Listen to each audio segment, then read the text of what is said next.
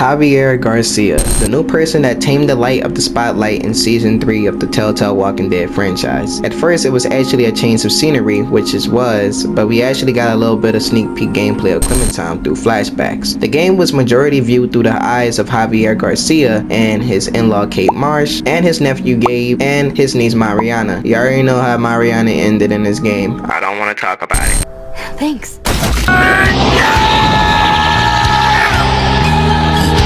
But pretty much his brother David as well and the rest of his family members. Pretty much the story is based off them and them only in the beginning. Clementine comes later on throughout the season in a couple of episodes, which is like different because the Telltale actually wanted to focus on a different main protagonist. Now this could have been pretty interesting, but the way they shape Javier Garcia is actually unfortunate. I feel like he was the wasted potential character. There's so much things that, you know, that could have lead on in a continuation in different seasons, different episodes or something like that in the final seasons or something like that, because his character was pretty cool to me. I know people might think different from me, but it's like at the end of the day, why give somebody the spotlight of a Walking Dead franchise title and don't even bring them in the next season? Like just even as a side character. I feel like they took this character and they just lead him in the wrong direction, and it's unfortunate. There's a lot of characters in the Walking Dead New Frontier that was wasted potential. I'm not talking about Sarah. I feel bad for Sarah. We're gonna get into a video like that separately because Carlos, your time has come. I like Gabe, but I actually be annoyed with Gabe. His character had a lot of room for character development, and it's actually sad too because Gabe was just a teenager, and still, what if he would have make it to the last final season with Clementine, AJ, or the new kids in that school in the final season? That would have been pretty cool. It fits the aesthetic of him. It really does. When if he went out traveling for Clementine, it'd have been a love story or something like that. When if he went out trying to find Clementine and trying to help her or something like that, and they just bump heads. They had a lot of potential, but they brought back the character from season 1, Lily, which really good to salvage that character and use it for this season. But a lot of possibilities, a lot of theories on what else happened in Richmond ever since Javier and their team actually took over and took control. Now there's a lot of endings that this season can end in. You can actually lose David in multiple ways. You can lose David through him dying, or him wind up escaping and leaving or something like that. There's a lot of things in this season that's a blur. It's a lot of things I can't remember, but I can. You know what I'm saying? If that even makes sense. I ain't gonna lie. I think one of my most favorite characters, the Jesus character, he was actually pretty cool. I'm not gonna lie.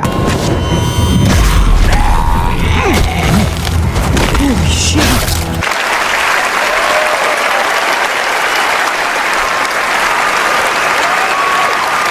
That character had a lot of potential as well. Maybe some bonus episodes. You know what I'm saying? It had a lot of room for these things, you know? Because this character really don't get that much of a backstory. The ending of the Frontier, like I said, this season can go multiple ways. The leader of the Frontier, I think her name was Jolene or something like that. Bro, Joanne, Jolene. About, I'm sorry if I got the name wrong. She actually one of the evil main protagonists in the series that we fight against in A New Frontier in Richmond, I think. She actually have a chance to escape, but you actually have an option to shoot her as well. Go to hell, Joan! This woman right here, she wound up dying in the most stupidest way as well. Listen to this Dell lock and tell me what you think of it. Got to be more careful. Let's be. Oh, fuck! Ah! Holy shit! Oh my god! Ava! Fuck! I'm sorry, man. I know she was important to you.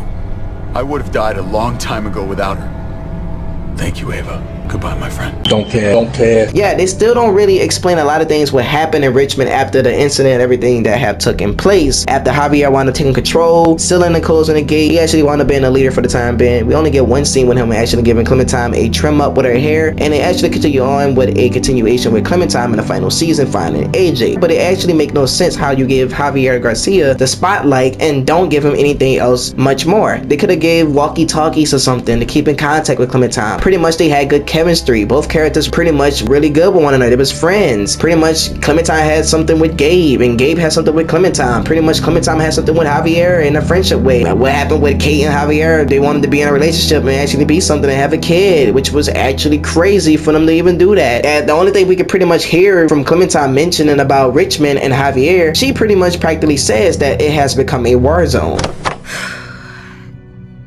Okay, now, where to? Can't go back to Richmond.